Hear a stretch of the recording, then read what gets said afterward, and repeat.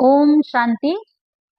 आज આપણે સમજીશું કે શ્રી કૃષ્ણ એ માખણ ચોરીને ખાધું હતું, ગોપીઓના વસ્ત્રો ચોરાવ્યા હતા। આવું શાસ્ત્રોની અંદર બતાવે છે કે શ્રી કૃષ્ણએ બધા ગોપીઓને ઘરે જઈ અને માખણ ચોરીને ખાધું। હવે વિશ્વનું માલિક છે, રાજકુમાર છે, પ્રિન્સ છે, ફર્સ્ટ પ્રિન્સ છે, એને કાંઈ કોઈના ઘરેથી ચોરી કરવા જવાની જરૂર પડે નહીં। તો ક્યું માખણ? હા, માખણ તો ચોરાયું છે, પણ ક્યું માખણ? વિશ્વની બાદશાહીનું માખણ।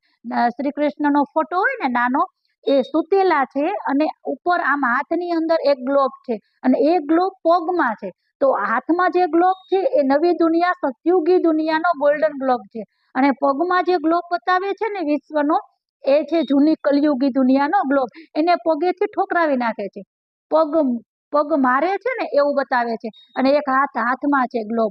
એ જ છે વિશ્વની બાદશાહીનું માખણ। માખણ કહેવાય ને કે માખણની અંદર દૂધ અને દહીં ને બધું ને વલોવીએ ને ત્યારે માખણ નીકળે, એમનેમ તો માખણ ન નીકળે। તો માખણ એટલે વિશ્વની બાદશાહી પરમાત્મા પિતા આવીને આપે છે। એ જ વિશ્વની બાદશાહી શ્રી કૃષ્ણને મળે છે, પ્રાપ્ત થાય છે। એ સતયુગના મહારાજા બને છે। હકીકતમાં ઓલું માખણ જે છાશમાંથી નીકળે ને એ માખણ એને ચોરાવેલું નથી। અને કહેવાય ને કે શ્રી કૃષ્ણએ ગોપીઓના વસ્ત્ર હરણ કરી લીધા હતા, તો એને શ્રી કૃષ્ણ તો મર્યાદા પુરુષોત્તમ કહેવાય। તો મર્યાદા પુરુષોત્તમ હોય એ કોઈના વસ્ત્રો થોડા ચોરાવે, અને વસ્ત્ર ચોરાવે તો એને એક એક કર્મની તો પૂજા ન થાય ને। શ્રી કૃષ્ણના એક એક કર્મની પૂજા થાય છે, મતલબ એને એવું કર્મ ક્યારેય કરેલું નથી। વસ્ત્રો કોણ છે?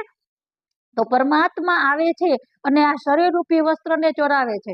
શ્રી કૃષ્ણએ ચોરાવેલા નથી। કનૈયો તો શિવને કહેવાય, શ્રી કૃષ્ણને કનૈયો ન કહેવાય।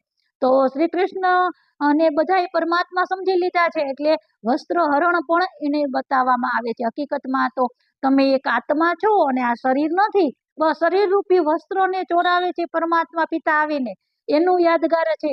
શ્રી કૃષ્ણની કહાનીની અંદર જોઈન્ટ કરી દીધું છે। બાકી કોઈના ગોપીઓના વસ્ત્ર ચોરે, એની કાંઈ એક એક કર્મની કોઈ પૂજા ન કરે। શ્રી કૃષ્ણને બાલ અવસ્થાની અંદરથી પૂજા શરૂ કરે, એને ઝુલાવવાની, એને નવડાવવાની, એને હસ્તકમલ, મુખ કમલ, એવી રીતના એને નામ આપવામાં આવે છે। તો આવું ઊંચું કર્મ કરેલું હોય તો જ એને એટલું ઊંચું પદ પ્રાપ્ત થાય ને એટલી ઊંચી પૂજા થાય। બાકી એને કોઈ ગોપીઓના વસ્ત્ર પણ નથી ચોરાવેલા અને કોઈનું માખણ પણ ચોરીને ખાધેલું નથી। ઓમ શાંતિ।